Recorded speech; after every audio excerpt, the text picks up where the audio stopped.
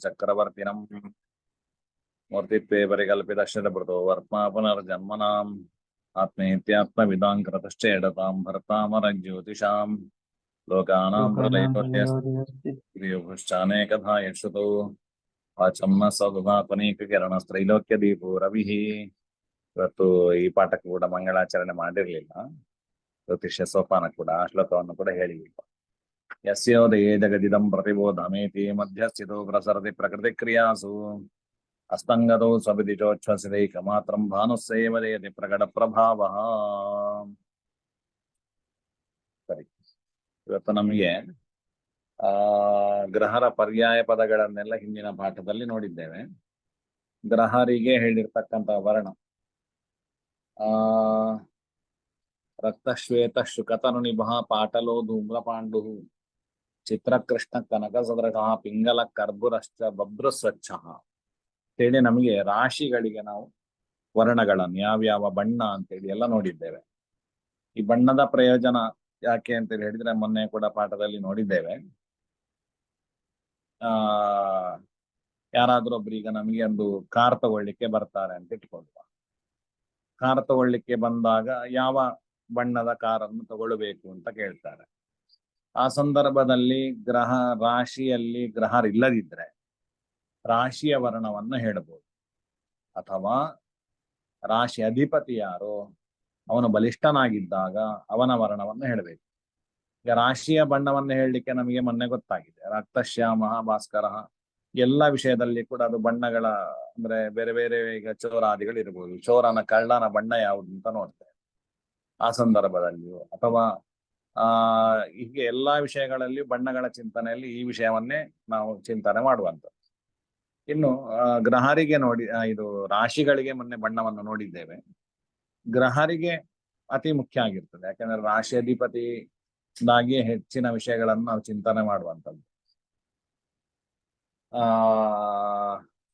ಮೊನ್ನೆ ಹೇಳಿದ್ದೇನೆ, ಭವನಾಧಿಪೈ ಸಮಸ್ತಂ ಜಾತಕವಿಹಿತಂ ಚಿಂತೆಯತ್ ಮತಿಮಾನ್ ಏರ್ಭಿರ್ವಿನ ಪದಮಪಿ ಗಂತು ನ ಶಕ್ಯಂ ಮಹಾಶಾಸ್ತ್ರೇ ಅಂತೇಳಿ. ಅಂದ್ರೆ ಭವನಾಧಿಪತಿ ಯಾರು ರಾಶಿಯಾಧಿಪತಿ ಇದ್ದಾನೋ ಅವನ ವಿಷಯಗಳ ಚಿಂತನೆ ಅತೀ ಮುಖ್ಯ. ಅವನು ಹೇಗಿದ್ದಾನೆ ಅಂತ ನೋಡಿಕೊಂಡೇ ನಾವು ಚಿಂತನೆ ಮಾಡ್ಬೇಕಾಗ್ತದೆ.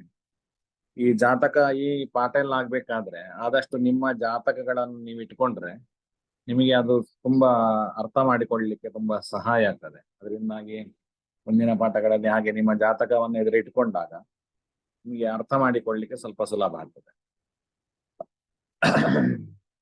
ರಕ್ತಶ್ಯಾಮೋ ಭಾಸ್ಕರೋ ಗೌರ ಇಂದು ನಾತ್ಯುಚ್ಚಾಂಗ ರಕ್ತ ಗೌರಶ್ಚ ವಕ್ರ ದೂರ್ವಾಶ್ಯಾಮೋ ಜ್ಞೋಗುರುರ್ ಗೌರಗಾತ್ರ ಶ್ಯಾಮ ಶುಕ್ರೋ ಭಾಸ್ಕರಿ ಕೃಷ್ಣದೇಹ. ರಕ್ತಶ್ಯಾಮೋ ಭಾಸ್ಕರೋ ಗೌರ ಇಂದು ರಕ್ತಶ್ಯಾಮೋ ಭಾಸ್ಕರೋ ಗೌರ ಇಂದು ರಕ್ತಶ್ಯಾಮೋ ಭಾಸ್ಕರೋ ಗೌರ ಇಂದು ನಾತ್ಯುಚ್ಚಾಂಗೋ ರಕ್ತ ಗೌರಶ್ಚ ವಕ್ರ ನಾತ್ಯುಚ್ಚಾಂಗೋ ರಕ್ತ ಗೌರಶ್ಚ ವಕ್ರ ನಾತ್ಯುಚ್ಚಾಂಗೋ ರಕ್ತ ಗೌರಶ್ಚ ವಕ್ರ ದೂರ್ವಾಶ್ಯಾಮೋ ಜ್ಞೋಗುರುರ್ಗೌರಗಾತ್ರ ದೂರ್ವಾಶ್ಯಾಮೋ ಜ್ಞೋಗುರುರ್ಗೌರಗಾತ್ರ ದೂರ್ವಾಶ್ಯಾಮೋ ಜ್ಞೋಗುರುರ್ಗೌರಗಾತ್ರ ಶ್ಯಾಮ ಶುಕ್ರೋ ಭಾಸ್ಕರಿ ಕೃಷ್ಣದೇಹ ಶ್ಯಾಮ ಶುಕ್ರೋ ಭಾಸ್ಕರಿ ಕೃಷ್ಣದೇಹ ಶ್ಯಾಮ ಶುಕ್ರೋ ಭಾಸ್ಕರಿ ಕೃಷ್ಣದೇಹ.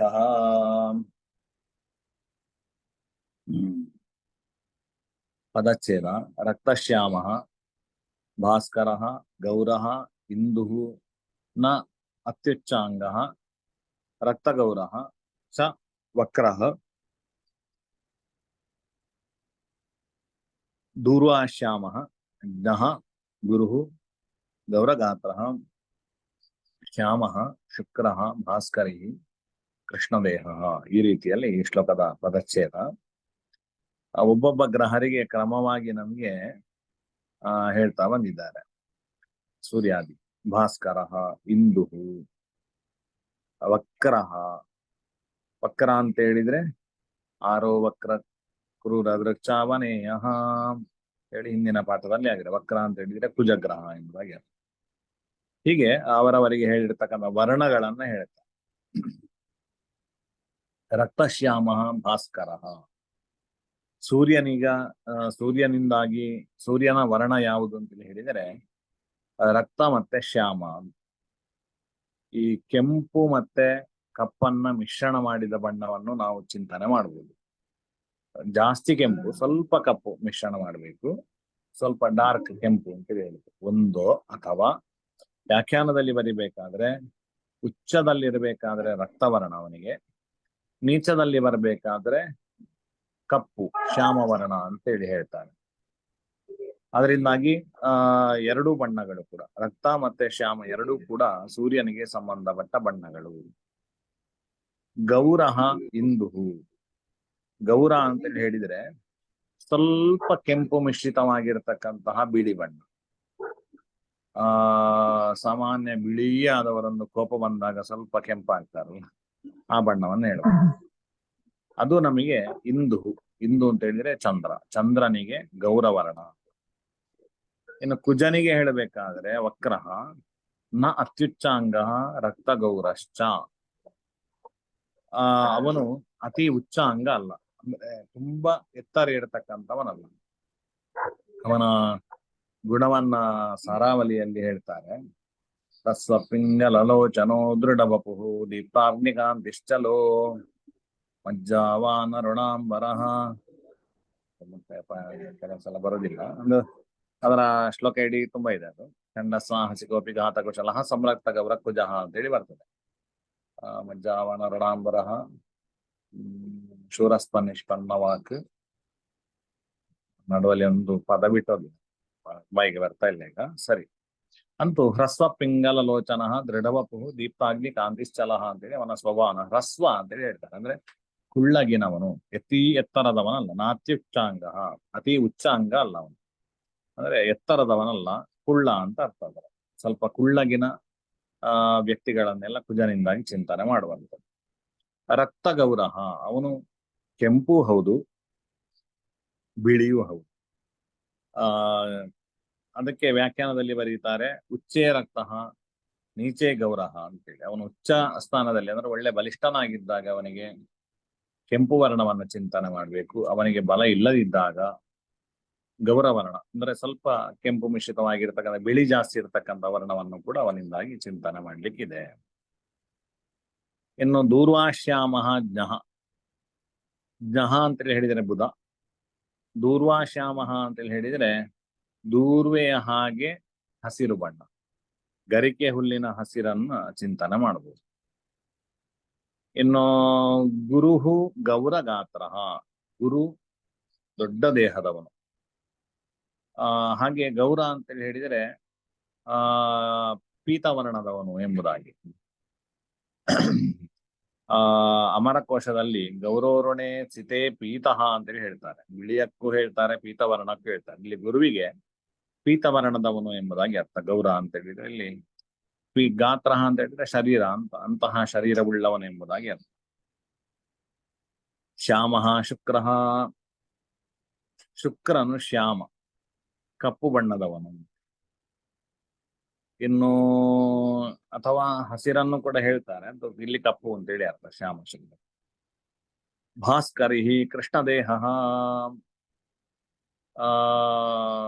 ಅತಿಯಾದ ಕಪ್ಪು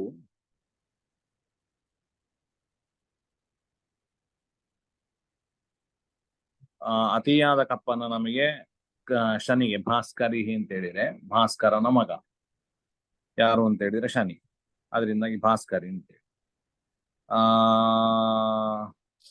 ಅವನಿಗೆ ಅತಿ ಕಪ್ಪನ್ನು ನಾವು ಚಿಂತನೆ ಮಾಡಬಹುದು.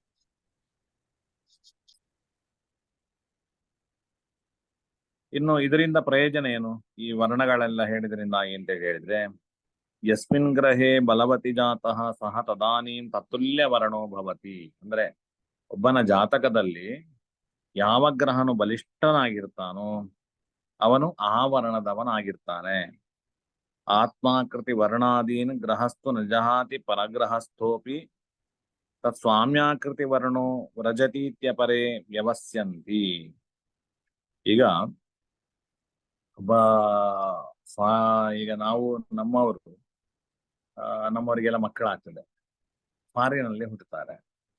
ಫಾರಿನ್ ಅಲ್ಲಿ ಹುಟ್ಟಿದ್ರು, ಫಾರಿನ್ ಅವರ ವಿದೇಶೀಯರ ತರ ಬಿಳಿ ಬಣ್ಣದವರಾಗಿರುವುದಿಲ್ಲ. ನಮ್ಮ ಇನ್ನ ಭಾರತೀಯರ ಏನು ವರ್ಣಗಳುಂಟು, ಅಲ್ಲಿ ಭಾರತೀಯ ದಂಪತಿಗಳಿಗೆ ಹುಟ್ಟಿದ ಮಕ್ಕಳು ಭಾರತೀಯರಂತೆಯೇ ರೂಪ ಆಕೃತಿ ಉಳ್ಳವರಾಗಿರ್ತಾರೆ. ಅದರಿಂದಾಗಿ ಅದರ ಹಾಗೆ ಆ ಈ ಗ್ರಹರು ಕೂಡ ಅಷ್ಟೇ. ಯಾರು ಗ್ರಹ ಬಲಿಷ್ಠನಾಗಿರ್ತಾನೋ, ಪರಗ್ರಹ ಸ್ತೋಪಿ, ಅವನು ಇನ್ನೊಬ್ಬನ ಮನೆಯಲ್ಲಿದ್ದರೂ ಕೂಡ ತನ್ನ ವರ್ಣ ಇತ್ಯಾದಿಗಳನ್ನು, ಆಕೃತಿಯನ್ನು, ವರ್ಣಗಳನ್ನು ಆ ಗ್ರಹನು ಬಿಡುವುದಿಲ್ಲ ಹೇಳಿ ಅರ್ಥ. ಅಂದ್ರೆ ಲಗ್ನಾಧಿಪತಿ ಯಾವ ವರ್ಣದ ಬಣ್ಣ ಯಾವುದಾಗಿರ್ತದೋ ಅದೇ ಬಣ್ಣ ಹೆಚ್ಚಿನವರದ್ದಾಗಿರ್ತದೆ ಅಂತ ಒಂದು. ಮತ್ತೊಂದು, ಚಂದ್ರ ಸಮೇತ ನವಾಂಶಪವರ್ಣ ಹೇಳಿ ಮುಂದಕ್ಕೆ ಪಾಠದಲ್ಲಿ ಬರ್ತದೆ. ಒಬ್ಬರ ವರ್ಣಗಳನ್ನು ನಾವು ಅಂದ್ರೆ ಬಣ್ಣವನ್ನ ಚಿಂತನೆ ಮಾಡ್ಬೇಕಾದ್ರೆ ವರ್ಣ ಅಂತ ಹೇಳುವಂತದ್ದು ಒಂದು ಜಾತಿ, ಆ ವರ್ಣ ಬೇರೆ. ಇಲ್ಲಿ ವರ್ಣ ಅಂತ ಹೇಳಿದ್ರೆ ಬಣ್ಣ. ಚಂದ್ರ ಸಮೇತ ನವಾಂಶಪ ವರ್ಣ, ಚಂದ್ರನ ನವಾಂಶಕ ಯಾವ ರಾಶಿಯಲ್ಲಿ ಉಂಟು, ನಮ್ಮ ಜಾತಕದಲ್ಲಿ ಚಂದ್ರನು ಎಲ್ಲಿ ನವಾಂಶವನ್ನು ಕೊಟ್ಟಿದ್ದಾನೆ ಅದರ ಅಧಿಪತಿ ಯಾರು, ಅವನಿಗೆ ಹೇಳಿರ್ತಕ್ಕಂಥ ಬಣ್ಣವ ನಮ್ಮ ಶರೀರದ್ದಾಗಿರ್ತದೆ ಅಂತೇಳಿ ಆಗಿರ್ತದೆ. ಆದ್ರಿಂದಾಗಿ ನಾನು ನಿಮ್ಗೆ ಹೇಳಿದೆ, ಅಂದ್ರೆ ನಿಮ್ಮ ಜಾತಕವನ್ನು ಇಟ್ಕೊಂಡಾಗ ನಿಮಗೆ ಸ್ವಲ್ಪ ಈ ಪಾಠ ಇನ್ನೂ ಅರ್ಥ ಆಗ್ಲಿಕ್ಕೆ ನಿಮ್ಮ ಬಣ್ಣ ಯಾವುದು ಅಂತೇಳಿ ನೋಡ್ಕೊಳ್ಬಹುದು. ಇತ್ಯಾದಿ ವಿಷಯಗಳಿಗೆಲ್ಲ ಸುಲಭ ಆಗ್ತದೆ ಅಂತ. ಸರಿ, ಮುಂದಿನ ಪಾಠ ಸ್ವಲ್ಪ ವಿಷಯ ಇರ್ತಕ್ಕಂಥದ್ದು. ಅದು ನಾಳೆ ಆದ್ರೆ ನಾಳೆ ಪಾಠ ಮಾಡ್ತೇನೆ. ಸರಿ, ಇವತ್ತಿನ ಪಾಠ ಕೃಷ್ಣಾರ್ಪಣ ಮಸ್ತು. ಏನಾದ್ರು ಸಂಶಯ ಇದ್ರೆ, ಸ್ವಲ್ಪ ನಮಗೆ ಬೇರೆ ಕೆಲಸ ಇದೆ, ಅದರಿಂದಾಗಿ ಮತ್ತೆ ಅದು ಪಾಠ ಶುರು ಮಾಡಿದ್ರೆ ಅನುಪಮ ಆಗ್ತದೆ. ಆದಷ್ಟು ನಾಳೆ ಅದನ್ನು ಮುಗಿಸ್ಲಿಕ್ಕೆ ಪ್ರಯತ್ನ ಮಾಡ್ತೇನೆ. ಸರಿ, ಮೂರ್ತಿತ್ವೇ ಪರಿಕಲ್ಪಿತ ಶತಪೃತೋ ವರ್ತ್ಮಾ ಪುನರ್ಜನ್ಮನಾಂ ಆತ್ಮೇತ್ಯ ಆತ್ಮವಿಧಾಂಕರತಶ್ಚ